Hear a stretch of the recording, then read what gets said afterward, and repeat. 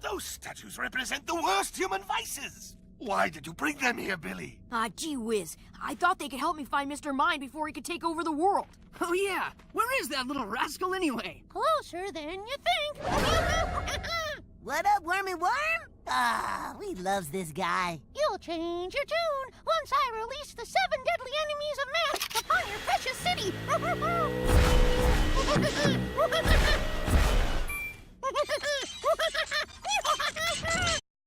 What's up, everybody? This is Bella Cinema, and today we'll be going over the post-credit scenes from the movie Shazam that was just released into theaters yesterday, April 4th. There are going to be spoilers, so if you haven't seen the movie or don't want to know, go ahead and click away. Alright, let's get started. So in the first credit scene, we see Savannah in jail scribbling some symbols. And he looks like he's going crazy because he has now been stripped of his 7 sin superpowers.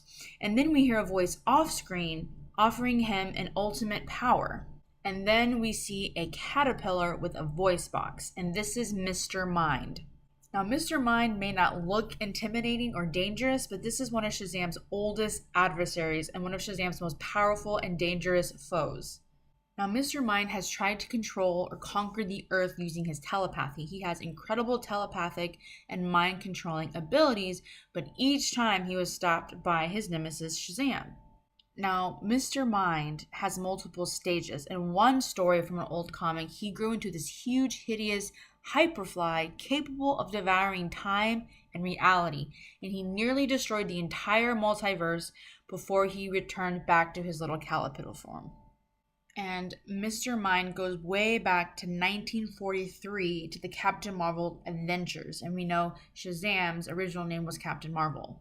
And in the post-credit scene, obviously, we have Dr. Savannah and Mr. Mind. And in the comics, we know that they do join forces while Billy and his foster friends explore other realms. And you may have missed it, but Mr. Mind was actually introduced in the Shazam movie early in the beginning, in the first scene, when young Savannah enters the wizard Shazam's Rock of Eternity for the first time, and we see a little glass container housing Mr. Mind in the corner. And then later on in the movie, if you notice when they go back there, they show that glass up front and that it was broken and that there was no caterpillar inside, and that was showing us that he's escaped, and then we see Mr. Mind at the very end in the post-credit scene. And fun random fact, the director of the Shazam movie, David F. Sandberg, actually voices Mr. Mind. And in an interview, Sandberg says, "He's just so fun. I mean, you have this little evil genius mastermind, but he's in the body of a little outer space worm. It's just hilarious. That was something I absolutely wanted to have in the movie, and I do the voice for him as well. I get to be Mr. Mind." So there's the first post-credit scene explained, and I wouldn't laugh at little Mr. Mind because he's actually one of the greatest evil minds in the DC universe, and he's specifically famous for forming and commanding the Monster Society of Evil. And then in the last post-credit scene, we simply have Shazam and Freddy making fun of the fact that Aquaman can command fish. I actually thought it was super hilarious. And then, of course, we see Freddy earlier in the movie and in this scene with an Aquaman shirt.